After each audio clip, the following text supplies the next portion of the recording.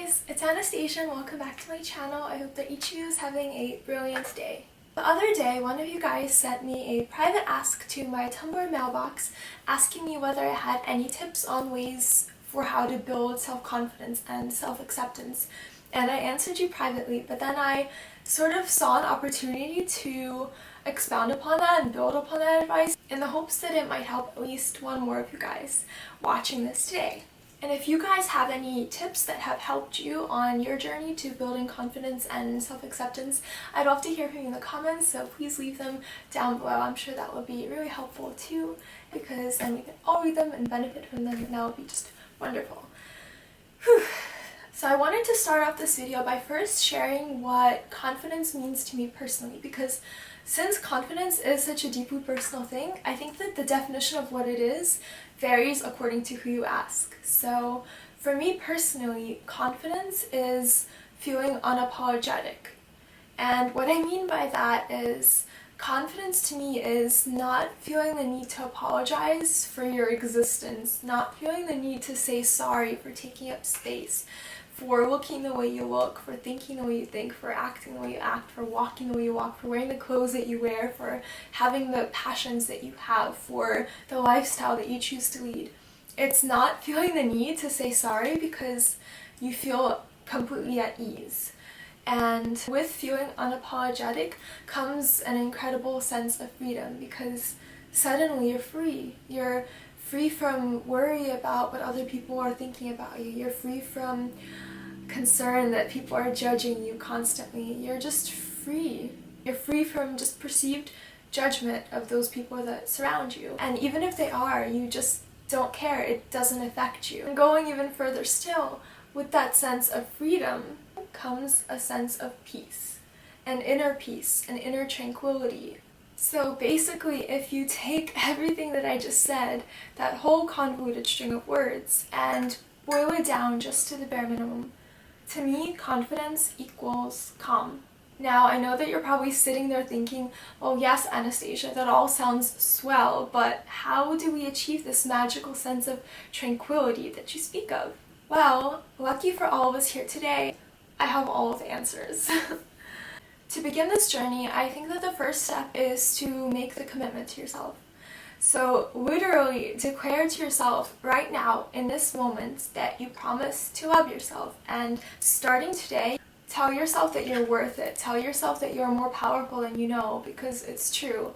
And tell yourself this constantly and remind yourself as routinely as necessary that you are your own best friend, because if you think about it, that's literally true. Each of us is our own built-in best friend, because while we may have other people that we love so strongly and that means so much to us, nobody is guaranteed to be with us for the entirety of our lives. That's just a fact of life.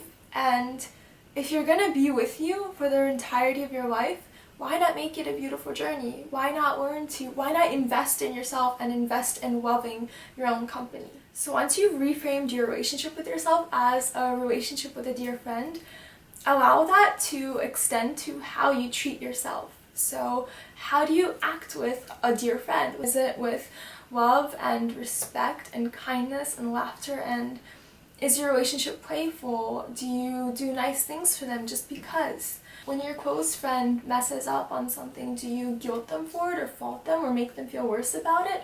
Or are you supportive and encouraging and understanding? And I think that a lot of our problems with ourselves come from the fact that we're born into societies with cultures where self-loathing and self-hatred is ingrained in us from childhood. And, you know, we're constantly being marketed images that tell us we're not good enough. You know, buy this product, you'll become prettier, buy this product, you'll become smarter, and so on and so forth. And we're constantly being sold the idea that we're just not good enough as we are. And this language of advertising targets us from before we can walk and talk. So I mean, it's not surprising that it's deeply damaging, to say the least. This, coupled with the fact that we know ourselves so much more deeply and intimately than we know other people, because we literally have 24-hour access to the deepest and darkest parts of our minds, to our greatest fears, insecurities, mistakes, perceived failures, moments of awkwardness. We see it all unfiltered, and as a result, we're far harder on ourselves than we are on other people. We hold such higher expectations, unrealistic expectations of ourselves that we would never dream of imposing upon somebody we love. And so what I propose today is to try to distance yourself from yourself, detach yourself from yourself, if that makes any sense, and try to remember that to me, somebody that is not you, you are beautiful. You are a beautiful creature that was placed onto this crazy planet with no rule book, no map, no compass, and just told to find your way. And despite this confusion, you have an intrinsic power, an inherent power that you're born with. You have boundless potential for greatness or love or joy or just happiness, and you're worthy of your own love. To everyone that loves you, you're precious beyond anything words can convey. And I'm sure that you look at people you love and see them in this way too. So basically what I'm trying to say is just sometimes I think that we need to kind of distance ourselves from ourselves enough to remember that we too are beautiful beings that were put onto this world, and we're really just trying our best. And we should cut ourselves some slack. We should be far kinder to ourselves and treat ourselves with the sort of understanding and respect that we reserve for other relationships and other friendships. I hope that all of that made some semblance of sense, though I highly doubt it. But basically, in order to kind of help bring these concepts to life and give you a better idea of ways that you can sort of implement them into your daily life and put them into practice, my piece of advice is to literally treat yourself as you would treat a best friend. And what I mean by that is to literally treat yourself. Take yourself out on solo adventures. Go for a drive. Go drive far out to a really cute cafe and spend the afternoon people watching just because. Or take yourself to a really beautiful hilltop with scenic views of a city and place your back against a really sturdy tree and read your favorite book. Maybe it's buying yourself a present, or going dancing, or enjoying a delicious meal, or going for a jog. Maybe just getting really cozy, fixing yourself up a nice cup of tea and going on Tumblr for hours. Whatever it might be for you, just make sure that you get into the habit of filling your alone time with things that you genuinely enjoy and that genuinely bring you happiness, so that you start to cherish your own company. My second piece of advice to kind of help you grow more self-confident and more accepting of yourself is to, I cringe, but fake it till you make it, because I honestly think that it works. So what I mean by this is when you are walking outside, act confident, walk confidently. Now this sounds kind of silly, like, okay Anastasia, just act confident, walk confident, isn't that the point of this video? Why isn't this why we're watching this video, for better advice than just that? But bear with me here, you guys. What I mean by that is when you're out and about in the world, when you're walking down the street, when you're in a crowd, when you're walking through, I don't know, the hallway at school or your college campus or through a grocery store or wherever you might be walking, out, like physically out and about in the world. Just, follow the guidelines of good posture. You know the drill. You drop your shoulders, hold your head up high, walk with a purpose. And the one tip that I have for actually making this easier is something that I actually did when I was in college without kind of meaning, like I wasn't trying to practice self-confidence or become more confident, but I did notice that after doing this, I just became more confident. I felt very powerful and confident.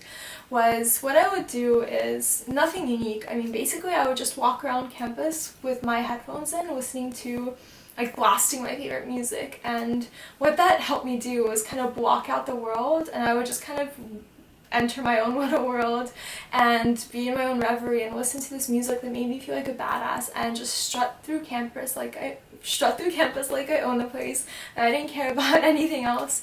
And I mean, it sounds silly, but it honestly made me feel like on top of the world for those moments, like walking from like one class to another class, and I felt great. I felt so confident. And the funny thing about that is that people literally noticed, which I had not intended, but multiple friends of mine later on had told me that they had noticed me earlier before they actually met me, and I seemed to possess like a self-certain reserve or something, or like this like charming sense of confidence where I didn't need anybody else. I just felt so at ease within myself, and I don't know, it was something kind of cool about that sort of aura that I gave off, which I literally did not mean to give off, but that's what happened. I wasn't trying to do anything. That wasn't my intention at all. I wasn't trying to act like I was like too good for the place or anything. I wasn't trying to come across as confident. I wasn't thinking about that at all.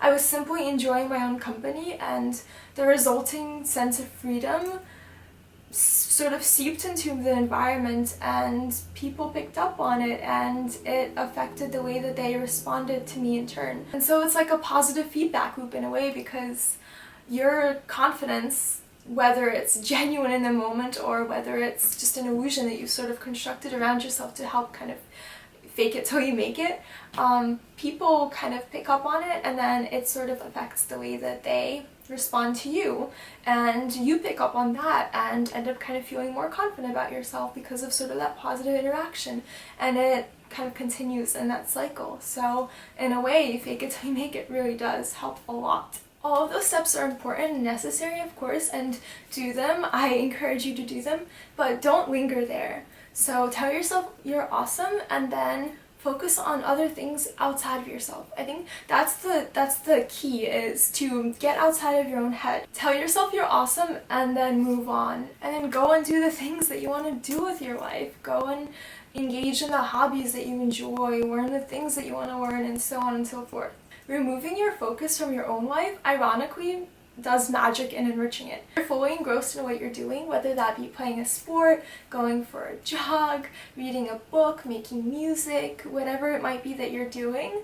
When you're fully immersed and engrossed in it, your identity kind of dissolves and you forget about yourself. You lose yourself in that moment. You lose the sort of introspective or like self-reflexiveness, if that's a word, about your own life. Like you stop kind of thinking about your own life and you focus on what you're doing. You lose yourself and instead focus on the things around you, on the world around you, the people around you, the life going on around you.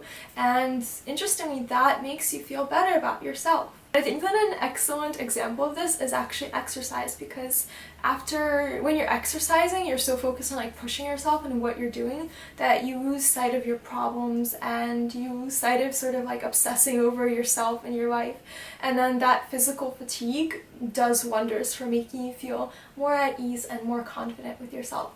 So I always recommend exercise, whether it's jogging, tennis, or swimming, whatever it is that you might enjoy, dancing, whatever it is that might be fun for you. I definitely recommend it, because I know personally I feel so much happier and more confident and more accepting of my life and myself when I'm sort of consistently engaging in some sort of exercise. And I think that a good way to kind of think about this is as moving from being the object to being the subject.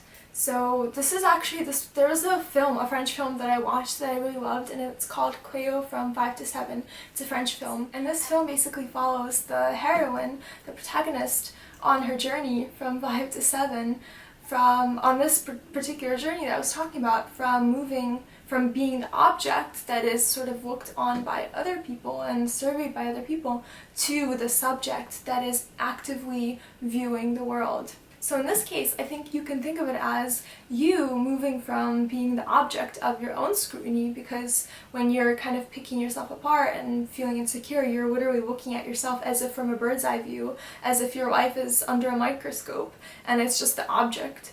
You move from that to being a subject which is an active agent in the world. It's an active participant that is actually doing the viewing. It's viewing the world around you. And the way to do this, I have just talked about. It's basically pursuing the things that you love, or the things that you think you might love. So if you already know your passion, that's wonderful. You can pursue that. If you don't, you can just try out different things and find out what you love to do, what you enjoy doing, what you're good at, or what you really want to be good at, and pursue those areas, engage in all of those different things. And then the more time you dedicate to those areas, the further you go, the better you become at those things.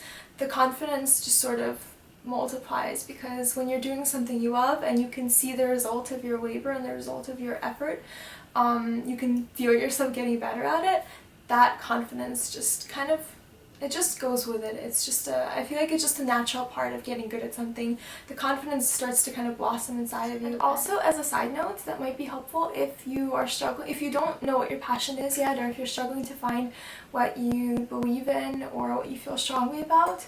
My recommendation is that if you stumble on something as tiny as it might seem, that resonates with you, pursue it. Like, learn as much as you can about it, research it, and just follow it and see where it takes you, because I think that that's part of life's journey, and that's I think that that's part of the way that you also can grow self-confidence and develop more self-confidence, because when you sort of start to find things that you believe in and you find like residue of those thoughts elsewhere in the world, and you stumble upon it and you feel that connection to it, it sounds silly, but it's sort of like it feels validating to you in a way, because it reminds you that yes, someone else has felt this way, someone else believes this, and it sort of teaches you to kind of trust in your own thoughts and trust in your own mind and your own personhood, is that a word? In your own humanity? I don't know, but I think that a lot of confidence also comes from that.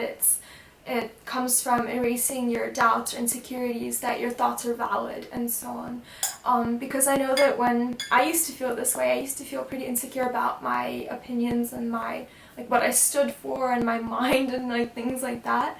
I used to feel insecure about those things. I didn't have a lot of self-confidence. When I was in high school, I didn't feel confident having discussions or sharing my views or my opinions. And then my freshman year of college, I remember when I would just I discovered certain writers or critics, and I really resonated with their words, and then I would pursue more works by them and read a bit more and find a lot of things that I sort of had believed or thought deep down in my mind, deep down in my heart, and didn't really feel was correct or had any sort of validity to it. I remember sort of seeing it out in the world where I didn't put it, but it was put out into the world by someone else who also had that idea born in their mind. It just really helped to teach me to have confidence in the worth of my opinions and my thoughts.